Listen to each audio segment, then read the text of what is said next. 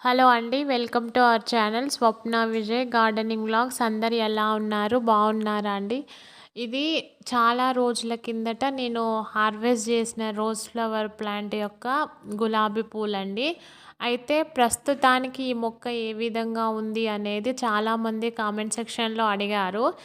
నేను చూపిస్తానని చెప్పి నాకు కుదరలేదండి. యాక్చువల్గా నేను ఇప్పుడు ఈరోజు ఈ వీడియో అయితే తీసి పోస్ట్ చేసి పెడుతున్నాను. ప్రస్తుతానికి ఈ గులాబీ మొక్క అయితే ఈ విధంగా ఉంది. చాలా రోజుల తర్వాతే ఈ మొక్కనైతే చూపిస్తున్నాను. అయితే ఈ గులాబీ మొక్క మొదట్లో ఒక పెద్దది టమాటా మొక్క వచ్చిందండి.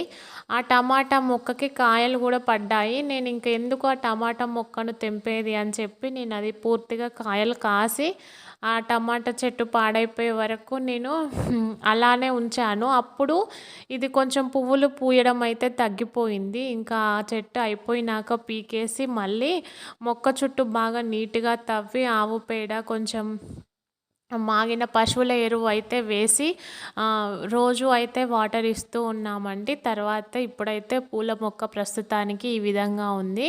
మనము ఒకటే పాట్లో 2 మొక్కలు పెట్టినప్పుడు అది పాట్లో పెట్టినాం కాబట్టి అంత ఎక్కువగా పూయలేదండి. ఎందుకంటే టమాటా మొక్క చిన్నగా ఉన్నప్పటి నుంచి అది పెద్దగా పెరిగే వరకు ఆ పాట్లో ఉన్న ఎనర్జీ అంతా ఆ టమాటా మొక్కే తీసుకునింది. కాబట్టి ఆ టైంలో అయితే ఇది ఎక్కువగా పువ్వులు పూయలేదు. మళ్ళీ పువ్వులు పూయడం అయితే స్టార్ట్ అయిందండి. అయితే నేను ఇలా పువ్వులను తెంపుకోకుండా ఉంటే పువ్వుల పైన నల్లగా అవుతుందండి. ఇక్కడ చూస్తున్నారు కదా! అలా నల్లగా అయిపోయి ఇంకా రిక్కలన్నీ రాలిపోతున్నాయి. యాక్చువల్‌గా ఇవి పూసి ఒక 15 డేస్ పైనే అయ్యింది. ఇవి తొందరగా 2 రోజుల్లో రాలిపోయే పువ్వులైతే కాదండి. మొక్కలు అంటే పెటల్స్ తొందరగా ఏం రాలిపోవు. ఉంటాయి. ఒక 1 వీక్ వరకైనా ఉంటాయి. ఇంకా ఆ తర్వాత కూడా మనం తెంపుకోకుండా ఉంటే ఆ మొక్క ఫ్లవర్స్ పైన అయితే అంతగా బ్లాక్‌గా అయిపోయి ఇంకా మొక్కలనేది ఫ్లవర్స్ యొక్క రిక్కలు ఏవైతే ఉంటాయో అవన్నీ ఈ విధంగా రాలిపోతాయి. దాని ద్వారా ఉపయోగం ఏముంది?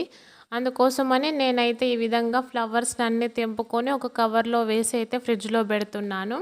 ఇంకా పూజకు వాడుకోవచ్చు కదా అని. అయితే ప్రస్తుతానికైతే ఈ మొక్కను చూపించాలనే నేను ఈ వీడియో తీసి పోస్ట్ చేస్తున్నానండి. ఇది చాలా రోజుల తర్వాత నేనైతే ఈ మొక్కను చూపిస్తున్నాను. మిగతా గులాబీ మొక్కలైతే బాగా పూస్తున్నాయి. ఇది మాత్రం కొంచెం టైం తీసుకునింది. మళ్ళీ ఇక స్టార్ట్ అయిందండి. ఇంకా సమ్మర్ సీజన్ వస్తే ఇంతగా పూయదు. ఇంకా కొంచెం కొంచెం ఎండలు వస్తున్నాయి కాబట్టి మళ్ళీ ఇంకా పువ్వులు పూయడం తగ్గిపోతుంది. ఇప్పుడు మట్టికైతే బాగుందండి మొక్క. ఇది చిన్న నా గులాబీ మొక్కను చూపిస్తూ వాటి హార్వెస్ట్‌ను చూపించాను. ఈ చిన్న గులాబీ పూల మొక్క మీకు నచ్చినట్లయితే ప్లీజ్ లైక్, షేర్, సబ్స్క్రైబ్ అండి.